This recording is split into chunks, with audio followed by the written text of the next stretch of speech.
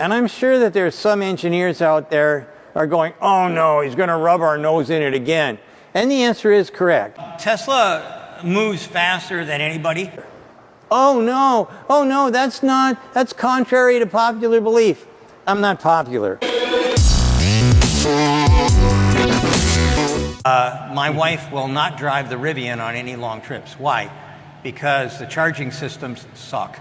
If you don't have Tesla charging systems, you really don't have much of a chance, at least in our neighborhood anyway, to do that kind of a trip. It's not possible. And the reason for that is because many of them just don't work, period. Tesla they always work. Doesn't matter how cold it is, doesn't matter anything. If it says that the charger's going to be there and operational, you can bet your bottom dollar that that's what's going to happen. Everybody is eventually going to have to go to the Tesla charging system. And the reason for that is because the chargers that are out there just don't work as well as what Tesla does. To be quite frank, I would have dumped every nickel that I could in getting Tesla to build chargers for other vehicles. I really like their chargers. I think that I've never seen one down. I travel a lot. I have a Model 3. Like I said, Corey and I ran around 8,500 miles. That's a lot of miles in 11 days. And we didn't have range anxiety. We didn't waste too much time charging and whatnot. And we went 80-20. So when we got down around 20%, we pull over, charge up, and get out.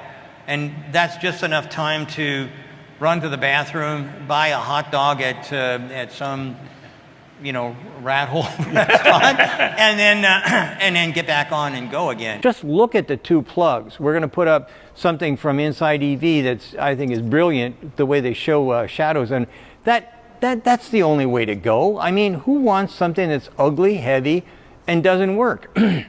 As far as I'm concerned, moving toward this new way of doing business is the only solution, really, for people like Hyundai, Kia, and then eventually I think Toyota, and eventually Honda.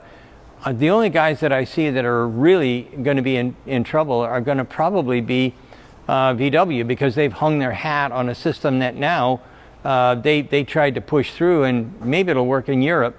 But I'm very, very doubtful that it's going to be the selected system here in North America. Tesla moves faster than anybody. We say they innovate at the speed of thought. They can probably get anything faster to market than everybody else. And I'm talking about seriously faster to market. We're looking at maybe 50 to 75% faster than any other car company has ever moved. Period, ever. 18 months, and they've got a complete change to their vehicle. That's an amazing advantage that they have. Again, every time we see what's going on with Tesla, the advancements are just faster than everybody else, and so what winds up happening is they take more and more market share. It's going to be hard for other people to catch up because there's always meetings and there's always someone's opinion or a legal, what happens if Tesla doesn't seem to care about that. But Tesla has the best front seats on the planet. I don't like the rear seat, but the front seat is, without a question of a doubt, a gem. It's fabulous. So solid-state batteries are very, very difficult to manufacture if they're true solid state. Dry cell is what Tesla is now doing with the 4680. I was there. I looked at their anode being manufactured. Corey and I were both there. We looked at the anodes being manufactured, and they are dry. How they did that, I have no clue, but they are dry. That is a big step towards solid state. It does have some liquid in it, but at the end of the day, it's for the most part a dry battery.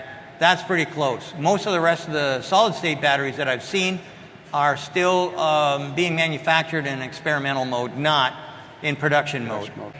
The only thing that Tesla is getting beaten at right now is by Lucid, believe it or not, and that would be their power system. their electric motor, their differential, their gearbox, everything associated with that thing has eclipsed what Tesla has. As far as the technologies associated with Tesla, their electronics and their software is probably about anywhere from 5 to 8 years ahead of everybody else. Their build systems and whatnot, everybody on the planet now is going to giant castings. 15 years ago, excuse me, I have allergies. If I start coughing, I'm not going to die. Yeah. Anyhow, I can tell you right now, we've been trying to push this for 15 years. Elon Musk comes out with castings, and now everybody on the planet is buying these gigantic machines and eliminating basically 90% of the parts and 100%, well, almost 100% of the operations to fasten them in place.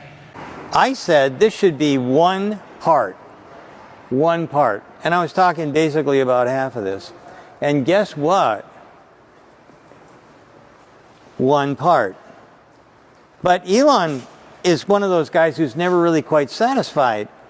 So the one part and the connecting parts and the other part, the other casting, he felt should be one part. And guess what? That's what he did over here. This is the Model Y. This is the casting for the Model Y. And you can see it's all one part. And you can see that there's a lot of room in here. A lot of room to put in a plastic tray. And if you remember back there on the Model 3, this used to be another chunk of sheet metal. Actually, it was aluminum, but it didn't matter. It was useless, wasted space.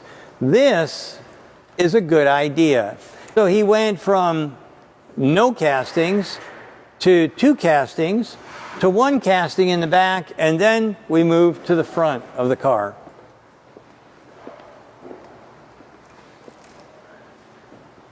And here we have the front castings. Now, a front casting. Now you'll notice too that there's this gigantic open space right here. That used to be called the firewall. They changed it because people were intimidated by the word fire in firewall. But in essence, it was there in case the engine caught on fire. That's why they called it a firewall. This thing is now one great big giant chunk of plastic. Why?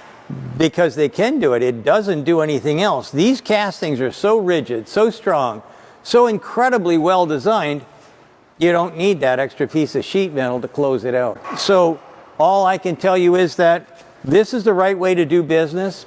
And the reason for that is because it saves the company hundreds of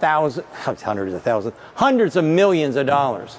Hundreds of millions of dollars, not to mention the square footage that you need for a plant that would do all these different stampings and whatnot. You need stamping machines, you need dies, you need people to operate them, you need robots, you need Pillsbury, you need pits in the floor, you need people to drag basically the swarf or offwall out of the plant. You've got forklift trucks, you've got big trucks, little trucks, all running around, forklift trucks, everybody doing everything, and yet, when you got castings and castings, the mold closes, the mold opens. The parts come out, they go into a trim die, and they head for a little bit of machining. This, the black one over there, the Model 3, what had happened with that? Stamps, 100 of times, then put glue on it, then weld it all up, then check for the welds, then try and straighten it out with 2x4s, because you do that on the factory floor, because that's what happens. Steel springs. This is like a stone. It doesn't move.